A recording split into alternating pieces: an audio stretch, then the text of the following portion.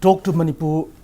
haina sandokchariba thauramashida mayam taramna okchari loina nangasigi episode asida puduna lakchariba si saknairaba adomgi footballer Singam Subash NEROCA gi adugumba striker position sanabiriba saknairaba footballer asine handakta ikuidriba damahaga si People's Choice Award Fans Player of the Year haiba manasu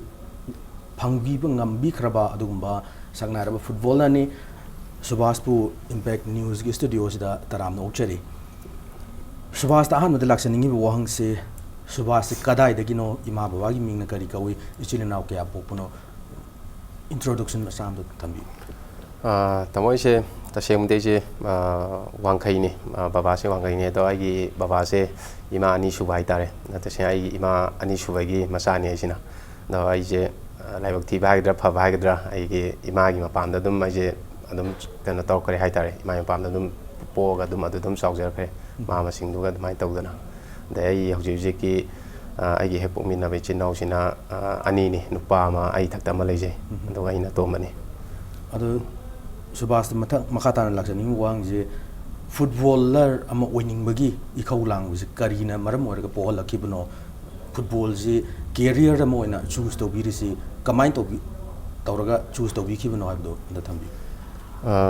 तसेंगना तमोइसे अदुम खोगी ईद यौपा हाइगद्रा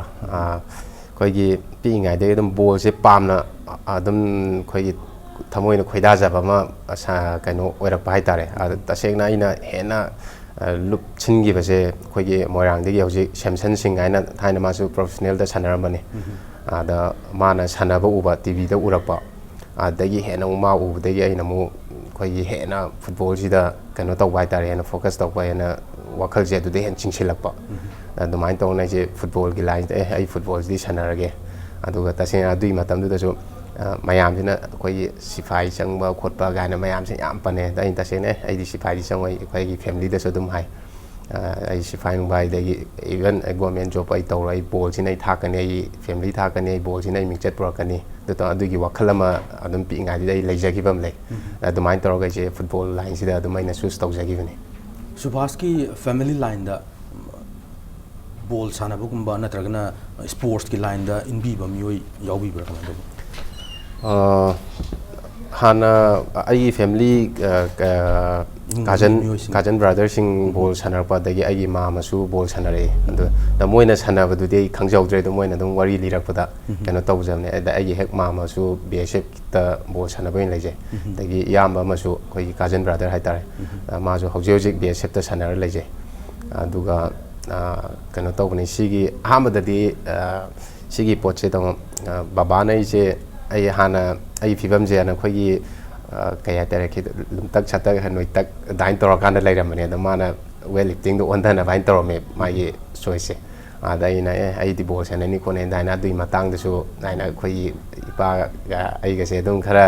kana tau bai tere chai na bam tor da last de ina nam da na aina line si dai na ngam na lakhi ne da baba na fare fare nang football si da adu nang na pa ma di nang chacharo na pam do hain dai tor ga football si da dai na tau ira kimni apokwa babana football sanabagi muta weightlifting oina illon haiba poktak leiraga chu football jina hena pambadagi football da thawai yoksan badagi ngasi asung achievement ji lakpani habani thambiri je adu other than football kai da hona biri educational qualification kadai ba tambi hoba sugain sum tambi ai ji tamo ai mai masing dadi yam mapung phana di tamjaudre aduga ai 10 bau losi laudre ai je 9 kar kan adum ai sana hojiki mai tamai matang da so adum ipa isa se adum khara kitang kana tor pai da aina imanam sing punba jaga da tamning ba dagi khoi ai mama baba hoina afava school ano no tholak pa english school gumba sigumda tamaning ba da ina matam du thai baba noina phana tamaning aso padu baina padragadi kasu noina phaba tamal ju adu ke mai jaroi phana phattaba government school oigera mayam na hainai government school je phatte private na phai haina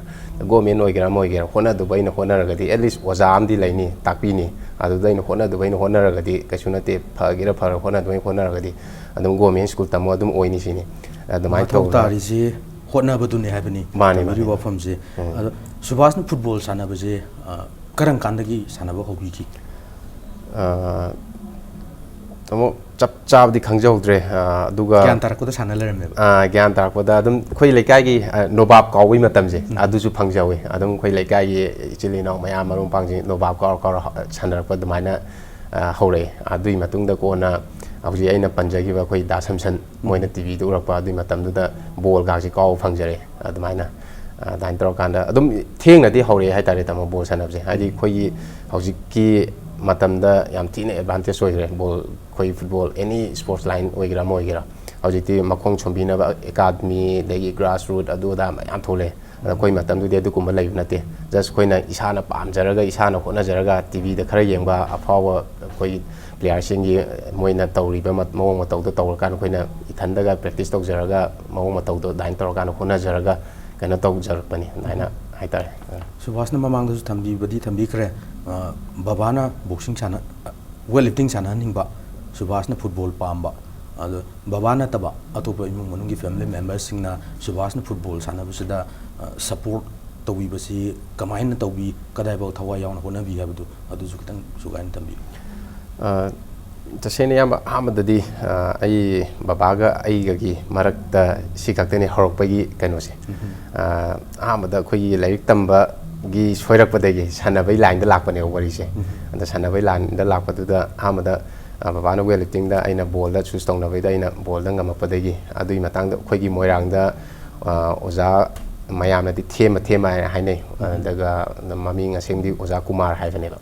ꯃꯥꯁꯦ ꯕꯣꯜꯗꯤ ꯁꯥꯟꯅꯔꯛꯄ ꯕꯣꯜ ꯍꯩꯖꯕꯗꯤ ꯅꯠꯇꯦ ꯑꯗꯨꯒ ꯕꯣꯜꯗ ꯌꯥꯝ ꯊꯋꯥꯏ ꯌꯥꯎꯖꯕ ꯃꯣꯏꯔꯥꯡꯒꯤ ꯉꯥꯡꯈꯂꯋꯥꯏ ꯍꯥꯏꯅ ꯑꯃ ꯂꯩꯖꯩ ꯂꯩꯀꯥꯏ ꯑꯃ ꯑꯗꯨꯗꯒꯤꯅꯤ ꯑꯗ ꯑꯩꯈꯣꯏꯒꯤ ꯕꯕꯥꯁꯦ ꯃꯇꯝꯗꯨꯗ ꯍꯧꯖꯤꯛꯀꯤ ꯃꯥꯒꯤ ꯄꯣꯁꯇꯤꯡ ꯑꯗꯨ ꯇꯥꯕ ꯍꯥꯏꯇꯥꯔꯦ ꯉꯥꯡꯈꯂꯋꯥꯏꯗ ꯑꯦꯛꯁꯥꯏꯖ ꯑꯣꯁꯤ ꯁꯦꯀꯦꯟ ꯑꯣꯁꯤ ꯑꯣꯏꯅ ꯄꯨꯖꯔꯝꯕꯅꯦ ꯑꯗ ꯃꯥꯅ ꯍꯧꯖꯤꯛꯀꯤ ꯑꯣꯖꯥ ꯊꯦꯝꯕ ꯍꯥꯏꯁꯤꯒ ꯈꯪꯅꯕ ꯃꯇꯝꯗꯨꯗ ꯑꯗ ꯃꯥꯁꯦ ꯂꯩꯀꯥꯏꯒꯤ ꯑꯉꯥꯡꯁꯤꯡ ꯀꯩꯅꯣ ꯇꯧꯕ ꯑꯩꯈꯣꯏꯒꯤ 7 side 5 side ꯀꯥꯏꯅ ꯍꯧꯖꯤꯛ ꯊꯣꯏꯁꯦ ꯁꯨꯃꯥꯏꯅ ꯍꯧꯖꯤꯛꯀꯤ ꯑꯣꯖꯥꯁꯤꯅ ꯃꯣꯏ ꯂꯩꯀꯥꯏꯒꯤ ꯑꯩꯈꯣꯏꯒꯤ ꯕꯣꯜꯗ ꯊꯋꯥꯏ ꯌꯥꯎꯖꯕ ꯑꯉꯥꯡꯁꯤꯡ ꯑꯩꯈꯣꯏꯒꯤ ꯃꯃꯥ ꯃꯄꯥꯅ ꯁꯞꯄꯣꯔꯠ ꯇꯧꯕꯤꯗꯕ ꯕꯨꯠ ꯅꯨꯡ ꯂꯩꯕ ꯉꯝꯖꯗꯕ ꯑꯗꯨꯒꯨꯝꯕꯁꯦ ꯍꯧꯖꯤꯛꯀꯤ ꯑꯣꯖꯥꯁꯤꯅ ꯄꯨꯊꯣꯛꯄꯤꯔꯒ ꯃꯥꯅ ꯁꯪꯉꯀꯥꯟꯗ ꯄ꯭ꯔꯦꯛꯇꯤꯁꯁꯦ ꯇꯧꯍꯟꯕ ꯆꯦꯜꯍꯟ ꯈꯣꯠꯍꯟꯗꯅ ꯅꯤꯌꯣꯝ ꯑꯗꯨꯗ ꯌꯥꯝꯅ ꯈꯪꯕꯗꯤ ꯅꯠꯆꯗꯦ ꯕꯣꯜꯗ ꯑꯗꯨꯝ ꯖꯁ ꯃꯥ ꯊꯋꯥꯏ ꯌꯥꯎꯖꯕꯒꯤ ꯑꯉꯥꯡꯁꯤꯡꯗ ꯃꯇꯦꯡ ꯇꯧꯕꯤꯕ ꯑꯗꯨꯃꯥꯏꯅ ꯕꯕꯥꯅ ꯅꯣꯡꯃ ꯍꯧꯖꯤꯛꯀꯤ ꯑꯣꯖꯥꯗꯨꯒ ꯊꯦꯡꯅꯕꯁꯤꯗ ꯑꯣꯖꯥꯁꯤꯅ ꯑꯗꯨꯗꯤ ꯄꯨꯔꯣ ꯏꯆꯥꯗꯣ ꯌꯦꯡꯒꯦ ꯍꯥꯏꯅ ꯑꯗꯨꯃꯥꯏꯅ ꯇꯧꯔꯒ ꯕꯕꯥꯁꯤꯅ ꯏꯟꯇ꯭ꯔꯣ ꯇꯧꯕꯤꯔꯣ ꯑꯣꯖꯥꯗꯨꯅ ꯌꯥꯎꯍꯜꯂꯦ ꯑꯣꯖꯥꯗꯨꯒꯤ ꯀꯩꯅꯣꯗ ꯃꯈꯥꯗ ꯑꯩꯁꯦ ꯇꯧꯔꯦ ꯅꯣꯡ ꯅꯤꯅꯤꯗ ꯑꯗ ꯑꯩꯈꯣꯏꯒꯤ ꯍꯛꯆꯥꯡꯗꯤ ꯂꯨꯝꯃꯒ ꯕꯣꯜꯒꯤ ꯇꯦꯛꯅꯤꯛ ꯑꯗꯨ ꯑꯗꯥꯗꯤ ꯑꯗꯨꯝ ꯈꯔ ꯑꯣꯖꯥꯗꯨꯅ ꯍꯦꯛ ꯌꯦꯡꯕꯗ ꯁꯦꯝꯃ ꯊꯣꯛꯀꯅꯤ ꯍꯥꯏꯕꯒꯤ ꯑꯣꯖꯥꯒꯤ ꯋꯥꯈꯜꯗ ꯑꯗꯨꯝ ꯐꯥꯎꯖꯕꯖꯥꯠꯅꯤ ꯑꯗ ꯑꯣꯖꯥꯗꯨꯅ ꯕꯕꯥꯗ ꯁꯥꯔꯒꯤ ꯃꯆꯥꯁꯦ ꯁꯦꯝꯃ ꯊꯣꯛꯀꯅꯤ ꯃꯥ ꯍꯛꯆꯥꯡ ꯂꯨꯝꯕꯁꯤꯗꯤ ꯑꯗꯨꯝ ꯁꯤꯗꯤ ꯆꯦꯟ ꯆꯣꯡꯉꯒ ꯑꯗꯨꯝ ꯇꯥꯖꯈꯤꯗꯨꯝꯅꯤ ꯆꯠꯆꯈꯤꯗꯨꯝꯅꯤ ꯑꯗꯨꯅ ꯑꯩ ꯁꯤ ꯁꯦꯝꯃꯒꯦ ꯑꯣꯖꯥꯁꯤꯅ ꯑꯉꯥꯡꯁꯦ ꯑꯩꯉꯣꯟꯗ ꯄꯤꯕꯤꯔꯣ ꯑꯩ ꯑꯣꯏꯅꯕ ꯁꯦꯝꯕꯤꯔꯒꯦ ꯍꯥꯏꯅ ꯑꯗꯨꯃꯥꯏꯅ ꯇꯧꯔꯒ ꯂꯥꯛꯈꯤꯕꯅꯤ ꯑꯗꯣ ꯍꯧꯖꯤꯛ ꯅꯦꯔꯣꯀꯥꯗ ꯁ꯭ꯇ꯭ꯔꯥꯏꯀꯔ ꯑꯣꯏꯅ ꯄꯣꯖꯤꯁꯟꯁꯤ ꯁ꯭ꯇ꯭ꯔꯥꯏꯀꯔ ꯑꯣꯏꯅ ꯁꯥꯟꯅꯕꯤꯔꯤꯅꯤꯀꯣ ꯑꯗꯣ ꯅꯦꯔꯣꯀꯥꯁꯤꯗ ꯀꯔꯝ ꯀꯥꯟꯗꯒꯤ ꯁꯥꯟꯅꯕ ꯍꯧꯕꯤꯈꯤꯕꯅꯣ ꯑꯗꯨꯒ ꯅꯦꯔꯣꯀꯥꯗ ꯆꯪꯉꯛꯇ꯭ꯔꯤꯉꯩꯗ ꯑꯇꯣꯞꯄ ꯀꯩ ꯀ꯭ꯂꯕꯁꯤꯡꯗ ꯁꯥꯟꯅꯕꯤꯔꯝꯕ ꯍꯥꯏꯕꯗꯨꯁꯨ ꯈꯤꯇꯪ ꯇꯝꯕꯤꯌꯨ ꯑꯍꯥꯟꯕꯗ ꯇꯥꯃꯣꯏꯁꯦ 2007ꯗꯒꯤ ꯑꯣꯏꯔ ꯃꯥꯜꯂꯦ ꯑꯩꯅ ꯑꯗꯨꯒꯤ ꯑꯍꯥꯟꯕꯅꯤ ꯑꯩꯅ ꯃꯄꯥꯟꯗ ꯁꯥꯟꯅꯕ ꯍꯧꯕꯁꯦ ꯃꯨꯝꯕꯥꯏꯒꯤ ꯌꯥꯔ ꯏꯟꯗꯤꯌꯥ ꯍꯥꯏꯅ ꯑꯗꯨꯒꯤ ꯃꯇꯝꯗ ꯑꯩꯁꯦ ꯑꯗꯨ ꯆꯪꯗ꯭ꯔꯤꯉꯩꯗ ꯑꯩꯁꯦ ꯀꯩꯅꯣꯗ ꯐꯥꯔꯁ ꯃꯅꯤꯄꯨꯔꯒꯤ ꯀꯩꯅꯣꯅꯦ ꯁ꯭ꯄꯣꯔꯠꯁ ꯑꯣꯊꯣꯔꯤꯇꯤ ꯑꯣꯐ ꯏꯟꯗꯤꯌꯥ ꯃꯅꯤꯄꯨꯔꯒꯤ ꯁꯥꯏꯁꯦ ꯁꯤꯗ 2000 ꯀꯌꯥꯗ ꯆꯍꯤ ꯑꯅꯤꯗꯤ ꯍꯥꯏꯇꯥꯔꯦ ꯁꯥꯏꯗ ꯂꯩꯔꯝꯃꯦ ꯑꯩꯁꯦ ꯁꯥꯏꯗ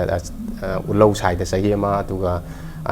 ꯆꯍꯤ ꯑꯃꯅ ꯇꯛꯌꯦꯜꯗ ꯂꯩꯔꯝꯃꯦ ꯃꯇꯝꯗꯨꯗ ꯑꯗꯨꯁꯨ ꯍꯧꯖꯤꯛꯀꯤ ꯑꯩꯅ ꯄꯟꯖꯈꯤꯕ ꯑꯣꯖꯥ ꯊꯦꯝꯕꯁꯤꯅ ꯃꯥꯅ ꯇꯧꯔꯀꯥꯟꯗ ꯇ꯭ꯔꯥꯌꯦꯜꯒ ꯌꯥꯎꯍꯟꯗꯅ ꯄꯨꯁꯤꯟꯕꯤꯈꯤꯕꯅꯤ ꯑꯗ ꯃꯇꯝꯗ ꯁꯥꯏꯗ ꯑꯃꯨꯛ ꯂꯥꯛꯄꯗꯒꯤ ꯁꯥꯏꯗ ꯑꯩꯈꯣꯏꯒꯤ ꯈꯨꯔꯥꯏꯗꯒꯤ ꯑꯣꯖꯥ ꯏꯕꯣꯇꯣꯝꯕꯤ ꯑꯗ ꯃꯥꯅ ꯂꯩꯔꯝꯕꯒꯤꯁꯨ ꯑꯩ ꯁꯤꯒꯤ ꯀꯩꯅꯣꯁꯤ ꯌꯧꯖꯔꯛꯄꯅꯤ ꯍꯥꯏꯇꯥꯔꯦ ꯍꯥꯏꯗꯤ ꯑꯩꯅ ꯂꯨꯝꯃꯝꯕ ꯑꯗ ꯑꯣꯖꯥ ꯏꯕꯣꯇꯣꯝꯕꯤꯅꯁꯨ ꯇ꯭ꯔꯥꯌꯦꯜꯗ ꯈꯟꯕꯤꯔ ꯃꯇꯨꯡꯗ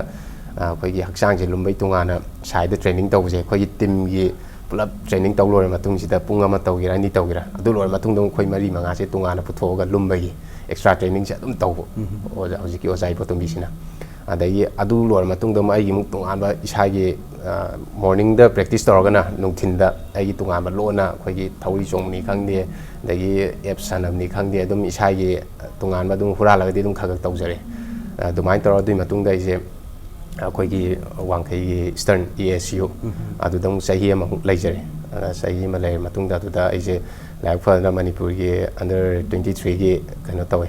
ꯁꯥꯟꯅꯕ ꯆꯠꯂꯨꯏ ꯃꯤꯖꯣꯔꯥꯝꯗ ꯇꯥꯏ ꯑꯗꯨꯗ ꯑꯩꯁꯨ ꯃꯦꯠꯆ ꯑꯅꯤ ꯁꯥꯟꯅꯩ ꯃꯦꯠꯆ ꯑꯅꯤꯁꯤꯗ amana 1-1 draw sale aina sale andai ani dana ani suba match na 1-0 por lai adu hek halakpa nungan baga haitare khoi gi ai hek irai kai gi yamba nauton haina male maga hujiki aina panjagi ba da samsan moi ni sina pau phaunaraga kaino tobi rakimne je khoi hujiki matam du da hujiki da samsan je mumbai gi yaring ya da lai ma je khoi gi yamba da nauton ji ga toroga moi ni phaunaraga Subash sumaina trial piraga mai marai ba yengje sunu yama sina haraga khonna ba kan banga ni dunia da ni en toroga wari je down hujiki moi sina moi ni pau phaunara ingonda kaino tore call tore nang sumaina hayeng yaring da mumbai da nang trial gi chango kholo aina oza du na su yeng yare noi da samsan oza du ga wari sana re khole en hai adu bain tor ka nai je phare yama du sang ya ai je Mizoram da gi thole thola ka na hek nungan baga baba ga tor sangminar kan je hapta ma hojiki kaino ida yaring da je moi trial gi yawale moi team marak tu da sanan ba adai pibam thupai base level pyramid adu ga hapta se lor kan oza sina nang hallo yarni aduga noi da samsan moi option gi suti tholak pada pau si pirage nang khan ni khaloi ha do bai tor kana ai ji thola matung da samsan ju thola matung da changa pada nang sangmin na ro ko lo hai nine tor ai selection phange na hai bi re nine tor adu dai gi professional line je dai hauja gi ne mumbai yaring jai sta ada sahi ni lai jere sahi ni lai matung da adum East Bengal ang lai East Bengal mathang da mo ai je kaino da mo salgau kar da pura season na madi phadre salgau kar khoi gi adu da lemba course to gai pet chana da bai tare mo che mana aina tau phana tor su mana he pam da thokpa adu kum bai kaino da gi nu haina da dai release lawga hoji ki Pune FC ana hoji ti lai gire kaino da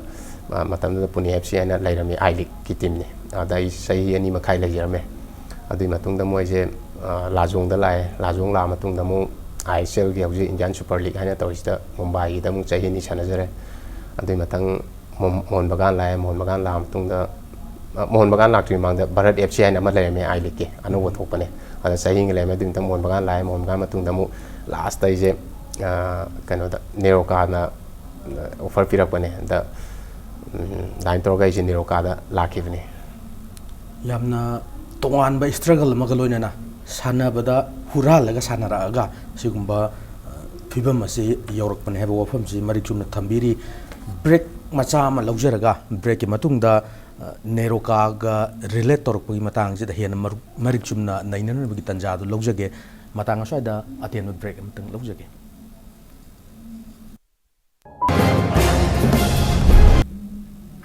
Welcome back to Impact Talk to Manipur. Ngasigi episode asida adom gi damta puduna luxury base NEROCA-FC gi striker adugum laba Singam Subash ne Singam Subash ta ngasigi break sigi hanjalak pose laksani wang je NEROCA local team haitare akoi state ki team mamana I League ta sanaba horak pada kari feel to wiki kai wakan khanwi phawbi do tambiu da tasena tamosigi matang je ai je khoigi 2019 gi season da haitare da Manipur Santos Trophy gi adu da ai je Manipur gi oina represent tor sana phangjagi khoigi matam Tamil Nadu ta ta ki adu je khoi je quarter final da quarter league tour male adu khoi je Tamil Nadu host team du ga khoi je match adu da khoi je 2-1 da por of our changba match ne adu je adu match da khoi am lakchana khoi Tamil Nadu team jena thoi bai tare khoi matam na team ju am phajai dai khoi senior moina khoi Dabijen Manipur gi thaina gi player enoni am khoi na su am respect tau jaba ane mana senior oina pura captain oina pura chana jagi na top da am na hang tani ada khoi am lakchana hojiki Tamil Nadu jina kaino tau ge thoi bai tare ada khoi dressing room da sanga khoi player me am je kai ani khoi kap khotani am nungai na gi pen gi ta bai tare adu gi do khoi adum changani haibegi kainom da kaino leiba kumne badugi adugi du dai je thanda phaujagi bai tare aina India gi mak ngamdraga su Manipur gi da maktadi ai sana bai ngamingai da ai football sina kainom tangde gi Manipur gi wa oibam tangde ai side gi kainom di tawram ge tang khoi gi kamai tare masak thokpa pom da ai tawang khini ai thandai wasak saki bam lai adu aina adu wasak saki dunara kaino khangde ado last time hojiki NEROCA sina hoji mohon bagan matung daina sida offer pp rai do al matam da second division ne ba call disi NEROCA-ꯁꯦ ꯑꯍꯥꯟꯕ ꯁꯦꯀꯦꯟ division ꯃꯣꯏ try ꯇꯧꯔꯦ ꯑꯗꯨꯒꯤ first season ꯃꯣꯏ try ꯇꯧꯗꯣ ꯑꯗꯨꯗ qualify ꯑꯣꯏꯕ ꯉꯝꯍꯧꯗ꯭ꯔꯦꯕ ꯃꯣꯏꯒꯤ ꯁꯦꯀꯦꯟ ꯇꯥꯔꯒꯦꯠꯁꯤꯗꯅꯦꯕ ꯑꯩꯉꯣꯟꯗ ꯑꯣꯐꯔ ꯄꯤꯔꯛꯄꯁꯦ ꯑꯗ ꯑꯩꯗꯤ ISL I League ꯁꯥꯟꯅꯔꯤ ꯑꯗꯨꯅ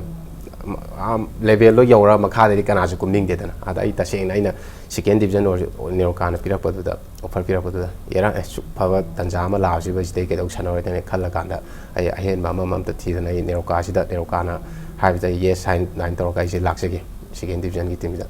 ꯂꯥꯏꯕꯛ ꯐꯗꯅ ꯑꯩꯅ ꯂꯥꯛꯄ ꯀꯨꯝꯗꯨꯗꯁꯨ ꯑꯩꯈꯣꯏꯒꯤ ꯁꯦꯀꯦꯟ ꯗꯤꯕꯤꯖꯟ ꯀꯩꯅꯣꯁꯤꯁꯨ ꯂꯤꯛꯁꯤꯁꯨ ꯑꯩꯈꯣꯏ ꯆꯦꯝꯄꯤꯌꯟ ꯑꯣꯏꯗꯅ ꯀ꯭ꯋꯥꯂꯤꯐꯥꯏ ꯑꯣꯏꯔꯦ I League-ꯁꯤꯗ ꯑꯗꯨꯒ ꯍꯟꯗꯛꯀꯤ ꯍꯧꯈꯤꯕ ꯀꯨꯝꯁꯤꯗ ꯑꯃꯨꯛ ꯀꯩꯅꯣ ꯇꯧꯕꯅꯤ ꯑꯩꯈꯣꯏꯁꯦ ꯂꯥꯏꯕꯛ ꯊꯤꯕꯗ ꯍꯥꯏꯇꯥꯔꯦ ꯆꯦꯝꯄꯤꯌꯟꯃꯛꯇꯤ ꯑꯣꯏꯕ ꯉꯝꯍꯧꯗ꯭ರೆ ꯑꯩꯈꯣꯏ ꯔꯟꯅꯔꯁ ꯑꯞ ꯇꯥꯖꯍꯧꯋꯤ ꯑꯗꯨꯃꯥꯏꯅ ꯇꯧꯔꯒ ꯑꯗꯨꯒ ꯇꯁꯦꯡꯅ ꯍꯥꯏꯔꯕꯗ ꯑꯩꯅ ꯑꯌꯥꯝꯕ ꯑꯩꯈꯣꯏꯒꯤ ꯑꯩꯅ ꯃꯄꯥꯟꯗ ꯆꯍꯤ 10-11 ꯁꯥꯟꯅꯖꯧꯔꯦ ꯃꯗꯨꯒꯤ ꯑꯦꯛꯁꯄꯤꯔꯤꯌꯦꯟꯁꯇꯣ ꯑꯩꯅ ꯁꯤꯗ ꯃꯅꯤꯄꯨꯔꯗ ꯂꯥꯛꯑ ꯁꯥꯟꯅꯕꯒꯤ ꯑꯦꯛꯁꯄꯤꯔꯤꯌꯦꯟꯁꯁꯦ ꯇꯁꯦꯡꯅ ꯈꯦꯠꯅꯩ ꯍꯥꯏꯇꯥꯔꯦ ꯑꯩꯒꯤ ꯏꯔꯝꯗꯝꯒꯤꯗꯃꯛ ꯁꯥꯟꯅꯔꯗ ꯏꯔꯝꯗꯝꯒꯤ ꯂꯩꯔꯤꯕ ꯑꯩꯈꯣꯏꯒꯤ ꯌꯦꯡꯕ ꯂꯥꯛꯄꯤꯔꯤꯕ ꯏꯆꯤꯜ ꯏꯅꯥꯎ ꯑꯩꯒꯤ ꯐꯦꯟꯁꯤꯡ ꯃꯌꯥꯝꯅ ꯁꯞꯄꯣꯔꯠ ꯇꯧꯕꯤꯕ ꯑꯗꯨꯒꯤ ꯈꯦꯠꯅꯕꯗꯣ ꯑꯩꯉꯣꯟꯗ ꯍꯦꯟꯅ ꯀꯩ ꯍꯥꯏꯅꯤ ꯑꯩꯈꯣꯏ ꯆꯥꯝꯃ ꯈꯦꯠꯅꯕ ꯍꯥꯏꯇꯥꯔꯦ ꯑꯗꯨꯒꯤ ꯒ꯭ꯔꯥꯎꯟꯗ ꯆꯪꯈꯤꯕꯗ ꯃꯌꯥꯝꯁꯤꯅ ꯀꯩꯅꯣ ꯇꯧꯕꯤꯔꯛꯄꯗꯣ ꯍꯦꯟꯅ ꯑꯦꯔꯥ ꯃꯌꯥꯝꯁꯤꯅ ꯁꯨꯛ ꯅꯨꯡꯁꯤꯕꯤꯔꯛꯄꯒꯤꯗꯃꯛꯇ ꯑꯩꯈꯣꯏꯒꯤ ꯅꯨꯡꯁꯥ ꯏꯁꯤꯡ ꯅꯣꯡ ꯅꯨꯡꯁꯤ ꯈꯪꯗꯦꯒꯦ ꯃꯣꯏꯅ ꯌꯦꯡꯕꯤꯗꯅ ꯁꯤꯗ ꯑꯩꯈꯣꯏ ꯀꯩꯗꯧꯕꯒꯤ ꯃꯣꯏꯗꯃꯛꯇꯗꯤ ꯑꯩꯈꯣꯏꯁꯨ ꯀꯩꯗꯧ ꯉꯝꯃꯣꯏꯗꯅ ꯑꯗꯨꯒꯨꯝꯕ ꯐꯤꯜ ꯇꯧꯕ ꯑꯗꯒꯤ ꯑꯩꯅ ꯃꯄꯥꯟꯗ ꯑꯦꯅꯤ ꯃꯨꯝꯕꯥꯏꯒꯤ ꯑꯣꯏꯔꯣ ꯀꯣꯜꯀꯇꯥꯒꯤ ꯇꯤꯝꯒꯤ ꯑꯣꯏꯔꯣ ꯑꯃꯕꯨ ꯑꯣꯏꯔꯣ ꯑꯗꯨꯗ ꯁꯥꯟꯅꯔꯨꯕꯒꯤ ꯐꯤꯂꯤꯡꯁꯇꯨꯒ ꯁꯤꯗ ꯂꯥꯛꯑ ꯁꯥꯟꯅꯕꯒꯤ ꯐꯤꯂꯤꯡꯁꯦ ꯌꯥꯝ ꯊꯤꯅ ꯈꯦꯠꯅꯕ ꯍꯥꯏꯇꯥꯔꯦ ꯋꯤ ꯃꯅꯤꯄꯨꯔꯤ ꯅꯦꯁ ꯍꯥꯏꯕ ꯐꯤꯂꯤꯡꯁꯤ ꯍꯦꯟꯅ ꯆꯦꯠꯁꯤꯜꯍꯜꯂꯤ ꯍꯦꯟꯅ ꯄꯥꯡꯒꯜ ꯍꯥꯞꯄꯦ ꯍꯥꯏꯅ ꯊꯝꯕꯤꯕꯅꯦ ꯋꯥꯐꯝꯁꯦ ꯑꯗꯨ ꯃꯈꯥ ꯇꯥꯅ ꯂꯥꯛꯆꯅꯤꯡꯉꯤꯁꯤ ꯍꯧꯖꯤꯛ ꯇꯣꯉꯥꯟꯕ ꯅꯦꯁꯅꯦꯜꯒꯤ ꯂꯦꯚꯦꯜꯗ ꯄꯔꯐꯣꯔꯃꯦꯟꯁ ꯃꯌꯥꯝ ꯑꯃ ꯎꯠꯄꯤꯔꯤ ꯁꯤ ꯍꯦꯟꯅ ꯑꯦꯆꯤꯞ ꯇꯧꯕ ꯉꯝꯃꯛꯈꯤꯅꯦꯅ ꯈꯟꯕꯤꯕ꯭ꯔꯥ ꯄꯔꯐꯣꯔꯃꯦꯟꯁꯁꯦ ꯀꯗꯥꯏꯐꯥꯎꯗ ꯀꯦꯂꯤꯕꯔ ꯃꯈꯥ ꯇꯥꯅ ꯎꯠꯊꯣꯛꯄ ꯌꯥꯕ ꯂꯩꯔꯤꯑꯅ ꯀꯩꯅꯣꯒꯤ ꯂꯣꯠꯇꯨꯅ ꯂꯩꯔꯤꯑꯅ ꯈꯟꯕꯤꯕ꯭ꯔꯥ ꯁꯨꯕꯥꯁꯇꯒꯤ ꯍꯦꯟꯅ ꯑꯇꯣꯞꯄ ꯇꯦꯂꯦꯟ ꯀꯌꯥ ꯐꯨꯠꯕꯣꯜ ꯍꯥꯏꯕ ꯃꯁꯥꯟꯅꯁꯤꯗ ꯄꯨꯊꯣꯛꯄ ꯌꯥꯔꯤꯑꯅ ꯈꯟꯕꯤꯕ꯭ꯔꯥ ꯀꯃꯥꯏꯅ ꯂꯩ ꯇꯥꯃꯣ ꯃꯇꯥꯡꯁꯦ ꯑꯩꯁꯨ ꯑꯩꯒꯤ ꯕꯦꯁ ꯂꯦꯚꯦꯜ ꯑꯩꯅ ꯁꯥꯟꯅꯕ ꯉꯝꯃꯤ ꯐꯥꯎꯗꯤ ꯑꯗꯨꯝ ꯑꯩ ꯁꯥꯟꯅꯈꯤꯅꯤ ꯑꯗꯒꯤ ꯑꯩꯈꯣꯏꯒꯤ ꯍꯧꯖꯤꯛꯇꯤ ꯈꯤꯇꯪ ꯃꯦꯆ꯭ꯌꯣꯔ ꯑꯩꯈꯣꯏꯒꯤ ꯑꯦꯛꯁꯄꯤꯔꯤꯌꯦꯟꯁ ꯍꯥꯏꯗꯣ ꯂꯥꯛꯄꯅꯤꯅ ꯍꯧꯖꯤꯛ ꯏꯟꯈꯠꯂꯛꯏꯕ ꯑꯦꯛꯖꯥꯝꯄꯜ ꯑꯣꯏꯅ ꯄꯤꯔꯤꯕꯗ ꯑꯩꯈꯣꯏꯒꯤ Under 17 World Cup ꯑꯩꯈꯣꯏꯒꯤ ꯕꯣꯔꯤꯁ ꯑꯗꯒꯤ ꯖꯦꯛꯁꯟ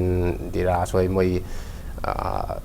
ꯃꯣꯏꯒꯤ ꯃꯇꯨꯡ ꯏꯟꯅꯔ ꯑꯩꯈꯣꯏꯅ ꯇꯥꯟꯅꯕꯗꯤ ꯉꯝꯃꯔꯣꯏ ꯆꯦꯟꯅꯕꯗ ꯃꯣꯏꯗꯤ ꯍꯧꯖꯤꯛ ꯆꯦꯜꯂꯤꯈꯩ ꯋꯥꯒꯗꯕ ꯀꯩꯅꯣ ꯆꯍꯤ ꯃꯇꯥꯡꯅꯦꯕ ꯁꯨꯡꯋꯥ ꯋꯥꯔꯣꯏꯗꯕ ꯆꯦꯜꯂꯤꯈꯩ ꯑꯗ ꯑꯩꯈꯣꯏꯁꯤꯅ ꯑꯦꯛꯁꯄꯤꯔꯤꯌꯦꯟꯁꯇ ꯈꯤꯇꯪ ꯂꯦꯞꯐꯝ ꯈꯪꯕ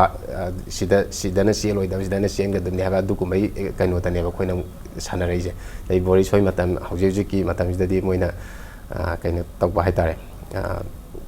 ꯍꯧꯖꯤꯛ ꯍꯥꯏꯗꯒꯤꯗꯣ ꯃꯣꯏ ꯆꯦꯜꯂꯤꯈꯩ ꯋꯥꯗꯕ ꯃꯇꯝꯅꯤ나 ꯑꯗ ꯁꯦꯡꯅ ꯍꯥꯏꯔꯕꯗ ꯍꯧꯖꯤꯛ ꯑꯩ ꯏꯁꯥꯒꯤꯁꯨ ꯑꯩꯒꯤ ꯕꯦꯁ ꯂꯦꯚꯦꯜ ꯑꯩꯒꯤ ꯍꯦꯟꯅ ꯀꯩꯅꯣ ꯇꯧꯔꯒ ꯍꯦꯟꯅ ꯎꯠꯄ ꯉꯝꯅꯕꯁꯨ ꯑꯩ ꯍꯣꯠꯅꯖꯔꯤ ꯑꯩ ꯉꯝꯃꯛꯈꯤꯅꯦꯅꯗꯤ ꯈꯟꯖꯩ ꯍꯧꯖꯤꯛ ꯌꯥꯝꯅ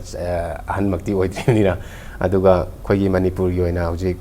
ꯍꯥꯏꯗꯤ ꯊꯥꯏꯅ ꯑꯩꯈꯣꯏ ꯃꯇꯝꯗꯨꯒ ꯍꯧꯖꯤꯛ ꯂꯩꯔꯤꯕ ꯃꯇꯝꯁꯤꯒꯤꯗꯤ ꯌꯥꯝꯅ ꯆꯦꯟꯖ ꯇꯧꯔꯦ ꯍꯥꯏꯇꯥꯔꯦ ꯑꯗ ꯑꯐꯕ ꯄ꯭ꯂꯦꯌꯥꯔ ꯃꯌꯥꯝ ꯑꯃꯁꯨ ꯂꯥꯛꯈꯤꯅꯤ ꯑꯩꯅ ꯊꯥꯖꯕ ꯂꯩꯖꯩ ꯍꯧꯖꯤꯛꯁꯨ ꯂꯥꯛꯏ ꯃꯌꯥꯝ ꯑꯃ ꯍꯧꯖꯤꯛ ꯑꯩꯈꯣꯏꯒꯤ Under 17 ꯍꯟꯗꯛ ꯌꯥꯎꯖꯈ꯭ꯔꯤꯁꯦ ꯃꯅꯤꯄꯨꯔꯗꯒꯤ ꯅꯤꯄꯥꯅꯤ ꯑꯩꯈꯣꯏ ꯑꯣꯜ ꯏꯟꯗꯤꯌꯥꯗ ꯃꯅꯤꯄꯨꯔꯅ ꯈ꯭ꯋꯥꯏ ꯀꯩꯅꯣꯅꯤ ꯄ꯭ꯂꯦꯌꯥꯔ ꯌꯥꯝꯅ ꯀꯩꯅꯣ ꯇꯧꯔꯤꯁꯦ ꯑꯗꯨꯅ ꯍꯧꯖꯤꯛ ꯒ꯭ꯔꯥꯁ ꯔꯨꯠ ꯂꯦꯚꯦꯜ ꯑꯗꯨ ꯑꯗꯥ ꯃꯌꯥꯝ ꯂꯩꯗꯩ ꯄ꯭ꯂꯦꯌꯥꯔꯁꯨ ꯐꯖꯕ ꯎꯕꯁꯨ ꯃꯌꯥꯝ ꯑꯃ ꯐꯪꯉꯤ ꯁꯦꯡꯅ ꯍꯥꯏꯔꯕꯗ ꯁꯤꯒꯤꯁꯦ ꯈꯤꯇꯪ ꯐꯦꯃꯤꯂꯤꯁꯤꯡꯅꯁꯨ ꯈꯔ ꯀꯩꯅꯣ ꯇꯧꯕꯤꯔꯒꯗꯤ ꯍꯦꯟꯅ ꯁꯞꯄꯣꯔꯠ ꯇꯧꯕꯤꯔꯒꯗꯤ ꯍꯦꯟꯅ ꯑꯐꯕ ꯄꯨꯊꯣꯛꯄ ꯉꯝꯒꯅꯤ ꯍꯥꯏꯅꯁꯨ ꯑꯩ ꯊꯥꯖꯕ ꯂꯩꯖꯩ ꯁꯨꯕꯥꯁ ꯃꯇꯥꯡꯗꯨꯗ ꯃꯔꯛ ꯑꯃꯇꯪ ꯊꯠꯆꯔꯒ I League ꯁꯥꯟꯅꯕ ꯃꯇꯝꯁꯤꯗ ꯑꯇꯣꯞꯄ ꯇꯤꯝꯁꯤꯡꯁꯤꯗ ꯃꯅꯤꯄꯨꯔꯤ ꯃꯌꯥꯝ ꯑꯃ ꯌꯥꯎꯔꯤꯕꯅꯦꯕꯀꯣ ꯑꯇꯣꯞꯄ ꯇꯤꯝꯗ ꯃꯅꯤꯄꯨꯔꯤ ꯌꯥꯎꯔꯛꯄ ꯇꯤꯝꯁꯤꯡꯁꯤꯒ ꯐꯤꯜꯗ ꯊꯣꯛꯑꯒ I League ꯐꯤꯜꯗ ꯊꯣꯛꯑꯒ ꯂꯝꯕꯥ ꯇꯧꯅꯔꯛꯄ ꯃꯇꯝꯁꯤꯗ ꯀꯃꯥꯏꯅ ꯈꯟꯕꯤ ꯍꯥꯏꯗꯤ ꯂꯝꯕꯥ ꯇꯧꯅꯗꯣꯏꯁꯦ ꯑꯇꯣꯞꯄ ꯀ꯭ꯂꯕꯅꯦ ꯍꯥꯏꯖꯕꯒꯤ ꯋꯥꯅꯤ ꯑꯇꯣꯞꯄ ꯇꯤꯝꯅꯦ ꯍꯥꯏꯖꯕꯒꯤ ꯋꯥꯅꯤ ꯃꯅꯤꯄꯨꯔꯤ ꯃꯁꯦꯟ ꯂꯝꯕꯥ ꯊꯦꯡꯅꯔꯛꯄꯗꯨꯗ ꯄꯨꯛꯅꯤꯡꯗ ꯀꯩ ꯐꯥꯎꯏ ꯏꯟꯗꯤꯌꯥꯒꯤ ꯑꯣꯏꯅ ꯌꯦꯡꯉꯛꯄꯗ ꯍꯥꯏꯇꯥꯔꯦ ꯇꯥꯃꯣ ꯁꯦꯡꯅ ꯍꯥꯏꯔꯕꯗ ꯑꯩꯈꯣꯏ ꯁꯥꯟꯅꯕꯗꯗꯤ ꯏꯆꯤꯜ ꯏꯅꯥꯎ ꯈꯥꯏꯅꯗꯦ ꯍꯥꯏꯕ ꯑꯃ ꯂꯩꯕꯅꯤ ꯑꯍꯟꯁꯤꯡꯅ ꯍꯥꯏꯅꯕ ꯇꯁꯦꯡꯅ ꯑꯩꯈꯣꯏ ꯑꯩꯈꯣꯏꯒꯤ ꯍꯦꯛ ꯂꯩꯀꯥꯏꯗꯒꯤ ꯁꯨꯝ ꯁꯥꯟꯅꯕꯐꯥꯎ ꯏꯆꯤꯜ ꯏꯅꯥꯎ ꯍꯦꯛ ꯄꯣꯛꯃꯤꯟꯅꯕ ꯁꯥꯟꯅꯕꯗꯐꯥꯎ ꯀꯥꯎꯊꯠꯅꯩꯕ ꯑꯗꯨꯒꯤꯗꯤ ꯁꯥꯟꯅꯕꯗꯗꯤ ꯏꯆꯤꯜ ꯏꯅꯥꯎ ꯈꯥꯏꯗꯦꯕ ꯇꯁꯦꯡꯅ ꯑꯩꯈꯣꯏ I Leagueꯇ ꯑꯩꯈꯣꯏꯒꯤ ꯃꯩꯇꯩ ꯃꯆꯥ ꯃꯌꯥꯝ ꯑꯃ ꯃꯅꯤꯄꯨꯔꯤ ꯃꯆꯥ ꯃꯌꯥꯝ ꯑꯃ ꯇꯤꯝ ꯈꯨꯗꯤꯡꯒꯤ ꯌꯥꯎꯔꯤ ꯑꯗ ꯑꯩꯈꯣꯏꯅ ꯁꯥꯟꯅꯃꯤꯟꯅꯕ ꯃꯇꯝꯗ ꯅꯪ ꯑꯗꯨꯅꯤ ꯑꯩꯒꯤ ꯃꯔꯨꯞꯅꯤ ꯑꯩꯒꯤ ꯏꯅꯥꯎꯅꯤ ꯑꯗꯨ ꯁꯨꯡꯎ ꯎꯗ꯭ꯔꯦ ꯁꯥꯟꯅꯔꯤ ꯍꯦꯛ ꯒ꯭ꯔꯥꯎꯟ ꯆꯪꯈ꯭ꯔꯒꯗꯤ ꯒ꯭ꯔꯥꯎꯟ ꯍꯦꯛ ꯂꯣꯏꯔꯒꯗꯤ ꯑꯗꯨꯝ ꯑꯩꯈꯣꯏꯒꯤ ꯂꯣꯏ ꯀꯥꯎꯊꯣꯛꯅꯔꯒ ꯐꯅ ꯀꯥꯎꯅꯔꯁꯨ ꯑꯃ ꯇꯧꯔꯁꯨ ꯑꯗꯨꯝ ꯈꯨꯠ ꯁꯣꯛꯅꯗꯅ ꯅꯣꯛꯅꯗꯅ ꯑꯗꯨꯃꯥꯏꯅ ꯇꯧꯋꯤ ꯁ꯭ꯄꯣꯔꯠꯁꯀꯤ ꯁ꯭ꯄꯤꯔꯤꯠꯇꯨꯗꯤ ꯑꯗꯨꯝ ꯑꯩꯒꯤ ꯂꯝꯒꯤ ꯃꯆꯥ ꯉꯥꯛꯇ ꯑꯣꯏꯖꯔꯒꯁꯨ ꯁ꯭ꯄꯣꯔꯠꯁ ꯁ꯭ꯄꯤꯔꯤꯠꯇꯨꯅ ꯃꯥꯡ ꯊꯥꯔꯒ ꯆꯠꯂꯦ ꯍꯥꯏꯕ ꯋꯥꯐꯝ ꯊꯝꯕꯤꯔꯤꯁꯦ ꯑꯗꯣ ꯃꯅꯤꯄꯨꯔꯒꯤ ꯍꯧꯖꯤꯛ ꯑꯣꯏꯔꯤꯕ ꯐꯨꯠꯕꯣꯜꯒꯤ ꯐꯤꯕꯝꯁꯤ ꯀꯃꯥꯏꯅ ꯎꯕꯤ ꯍꯥꯏꯗꯤ ꯃꯥꯂꯦꯝꯒꯤ ꯑꯇꯣꯞꯄ top class football club singjiga Manipur gi lairiba football club singjiga khenari ji kara waidano anang thambi tamo khoi gi India manungi oinadi khoi gi hoji NEROCA oina I panjarage NEROCA da kano tawri khoi gi aina sum agi experience dai tare aina sanajaruba I league ki team mayamam sanajare aduga kaisu hoji NEROCA an tawri kaisu khenabdi laitre na khanjai aduga India gi wang maduga compare tawnaragadi kitang khoje level je khara adum khenari haiba tare adi at least Indian Super League ta in chai ni yaujabdo pura level lo khenagreba moina any line that loina khenagre hai ta yam professional oina taro pai tare Super League to gamu I League se gamu yeng nawde ado khoi I League team masem dagi khoi India manungi da hai tare da khoi NEROCA se kaisu pangnok nokpati oijadre aina khanjai aduga hojik si Subash World Cup kana sanariba mayam ju World Cup ta tawraga ngawraga chanariba matamne India na ngasi pawda World Cup ta yawbu ngamdribing maramje ngasagi professionalism jida kara khenabagi level ubiri je karawai da semduga kamaina changak pangamni na India ji karam kanda kamain tawrakanda World Cup ta ga yawbu se yarakani haba Subash ki obni kitang tambi tamo hojik ki khoi gi laiba base sidadi kaisu oi thoroi World Cup ki qualify oi ba haje adi khoi sanabda boiro any technique adu da semdok pu daka lariba jaga do semdok adu tasena hade dum khoi gi yamna watle hai tare poche level je ado hana gi yeng nodi yamna improve oi re khoi gi rank shauji hana 150 adai da le mado hojik ti 95 adai da kain khoi rank se lai India gi team gi se aduga we samna da koi gi Argentina Brazil Portugal Spain moi duga compare tanol di yamna wali hai tare sena da koi hojik ki handaki World Cup under 17 gi tawkido moi gi base da kana tawragadi ai na thajabdi laije moi gi base da oibang amai chance ti laigadra hai ni khanje hoi laibak ta su laire ana phajaba team jo dum qualify oi hokda lai ada mai to na da moi gi 17 gi laiba base da di yamna changes ama purak bangam gani ani thajai grassroots ki level lagi semgol laiba angang jingsina hayeng senior level ga tholok pangam kan di yam achaw awon ba la kan he bo fam duni thamiri si matang ji dong laksan ningi sina ngasai ki akoi gi state sigi na oina hawgolak iba football sanaroi sing jai jab tare ko makoi sida World Cup fawba yongna bagi level sida changsin ba yana ba ahen ba Subash ki mai kai di kari pautak bibi ningi kai advice bibi ningi am kitang tambi sigi mtang ji tamam aina amada isada loin leire tamo khoi gi hoji inkhal leiba angang sing khoi khata ba haitare moi masa masa da loina any discipline ai da loin yaure sa ba thakpa tumba routine nai na khoi kam kan da sanagani kam kan da rest lawani kam kan da imang sing pungani sigum jani sa loin semdok saba adu dagi hena imana masem any team work ki kaino tawre kholo practice tawre adui matung nam tungan ba khoi extra ina sa ja isana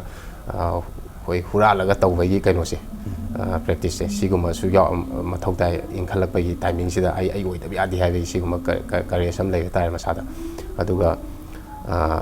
family support su yam darkar oi tamase gi se family na support tawira ga di samna harada ai samuk ta su sigi poche dum thengna jare last ai ipa na support tawjarapodagi adum china level se kana tawni fan support tawde mathang ai lekai gi yamasing osa sing dagi maru mapang sing aina honar dugi mahiduna adum level do sum china la matung adum adui matung adum mayam sin support se adum hengat pire adumaina kana tawde masa masa da su samna harda adum honaba khoi gi ai si moi de yade si level si bo kaino tawdi ade habegi kaino se wakhal si da thamaga maino khona biba adu itaraga di adum poche ta seina khena ba ma adum lakani haitare adum ha khoina khanjari ba thak adum yawang amakani haitare mayam punna mama ba gi keroi lekai gi samaj gi punna honamina ba machangi habini thamiri se ado loisalak pusida Subash ngasai kai mood si yamna serious oraga serious talk tawraga leibi kitang is out tawna ba Malem pumba sida sports haiba trade se leram draga di Subash se kai tawiram ba ya na khanbi sports am ta leram draba adoi tar di Subash se kai tawiram ngani na khanbi ai je tamo ai je business tawani adigi kai guma sports ꯀꯤ ꯄꯣꯠꯁꯦ ꯂꯩꯔꯝꯗ꯭ꯔꯒꯗꯤ business ꯍꯧꯖꯤꯛ ꯍꯧꯖꯤꯛꯁꯨ ꯑꯩ ꯁꯥꯟꯅꯕꯁꯦ ꯄꯣꯊꯥꯔ ꯃꯇꯨꯡꯗ ꯑꯩ business ꯑꯗꯨꯝ ꯇꯧꯔꯒ ꯑꯗꯨꯝ ꯑꯩꯒꯤ ꯀꯥꯟꯅꯖꯕ ꯑꯩꯒꯤ ꯂꯩꯇ ꯂꯥꯏꯔ ꯑꯗꯨꯝ ꯑꯩ ꯃꯇꯦꯡ ꯄꯥꯡꯕ ꯑꯩꯒꯤ ꯁꯥꯏꯠꯇ ꯑꯩ ꯑꯉꯝꯕ ꯑꯁꯤꯗꯤ ꯄꯣꯂꯤꯇꯤꯛꯁꯀꯤ ꯀꯩꯝꯇ ꯋꯥꯐꯝ ꯅꯠꯆꯗꯦ ꯑꯩꯒꯤ ꯖꯁ ꯑꯩꯒꯤ ꯍꯨꯃꯥꯡ ꯃꯃꯜ ꯂꯩꯅ ꯍꯣꯠꯅꯖꯕ ꯑꯩꯅ ꯐꯪꯖꯔꯛꯄ ꯄꯩꯁꯥꯗꯨꯅ ꯑꯗꯨꯝ ꯑꯩꯒꯤ ꯂꯩꯇ ꯂꯥꯏꯔ ꯑꯗꯨꯝ ꯃꯇꯦꯡ ꯈꯔ ꯄꯥꯡꯕ ꯑꯩ ꯐꯦꯃꯤꯂꯤꯒꯤ ꯅꯨꯡꯉꯥꯏꯅ ꯊꯝꯅꯕ ꯍꯣꯠꯅꯕ ꯑꯗꯨꯃꯥꯏꯅ ꯇꯧꯔꯒ ꯑꯗꯨꯝ ꯄꯨꯟꯁꯤꯁꯦ ꯑꯗꯨꯝ ꯆꯝꯅ ꯑꯗꯨꯃꯥꯏꯅ ꯑꯗꯨꯝ ꯂꯦꯟꯖꯒꯦ ꯍꯤꯡꯖꯒꯦ ꯍꯥꯏꯅ ꯈꯔ ꯈꯟꯖꯩ ꯌꯥꯝ ꯅꯨꯡꯉꯥꯏꯕ ꯋꯥꯐꯝꯅꯤ ꯃꯥꯂꯦꯝ ꯄꯨꯝꯕꯁꯤꯗ ꯁ꯭ꯄꯣꯔꯠꯁ ꯍꯥꯏꯕ ꯇ꯭ꯔꯦꯠꯁꯤ ꯂꯩꯔꯝꯗ꯭ꯔꯒꯁꯨ ꯁꯨꯕꯥꯁꯅ ꯕꯤꯖꯤꯅꯦꯁ ꯂꯥꯏꯟꯁꯤꯗ ꯆꯪꯉꯒ ꯃꯌꯥꯝꯒꯤ ꯀꯠꯊꯣꯛꯄꯒ ꯂꯣꯏꯅꯅ ꯃꯌꯥꯝꯒꯤ ꯊꯕꯛ ꯇꯧꯅꯤ ꯍꯥꯏꯕꯅꯤ ꯑꯗꯨꯕꯨ ꯁ꯭ꯄꯣꯔꯠꯁ ꯍꯥꯏꯕ ꯇ꯭ꯔꯦꯠꯁꯤ ꯂꯩꯔꯝꯕꯅ ꯃꯔꯝ ꯑꯣꯏꯔꯒ ꯍꯧꯖꯤꯛ ꯁꯨꯕꯥꯁꯅ ꯐꯨꯠꯕꯣꯜ ꯄ꯭ꯂꯦꯌꯔ ꯑꯃ ꯑꯣꯏꯅ ꯌꯥꯝꯅ ꯃꯥꯡ ꯊꯥꯅ ꯃꯥꯡꯖꯤꯟ ꯊꯥꯅ ꯆꯪꯁꯤꯟꯕꯤꯔꯒ ꯁ꯭ꯇꯦꯠꯀꯤ ꯃꯤꯡꯆꯠ ꯄꯨꯕꯤꯔꯛꯏ ꯃꯈꯥ ꯇꯥꯅꯁꯨ ꯁ꯭ꯇꯦꯠꯀꯤ ꯃꯤꯡꯆꯠ ꯄꯨꯕꯤꯔꯛꯄ ꯑꯣꯏꯕꯤꯈꯣ ꯍꯥꯏꯕꯁꯤ ꯏꯝꯄꯦꯛ ꯅ꯭ꯌꯨꯁꯒꯤ ꯁꯥꯏꯠꯇꯒꯤ ꯋꯤꯁ ꯄꯤꯖꯔꯤ ꯂꯣꯏꯅꯅ ꯃꯇꯥꯡ ꯑꯁ꯭ꯋꯥꯏꯗ ꯏꯝꯄꯦꯛ ꯇꯣꯛ ꯇꯨ ꯃꯅꯤꯄꯨꯔ ꯂꯣꯏꯁꯤꯟꯅꯅꯕꯒꯤ ꯇꯥꯟꯖꯥ ꯂꯧꯖꯒꯦ ꯃꯌꯥꯝ ꯄꯨꯝꯅꯃꯛꯄꯨ ꯀꯥꯏꯅꯅꯕ ꯌꯥꯊꯪ ꯂꯧꯖꯔꯤ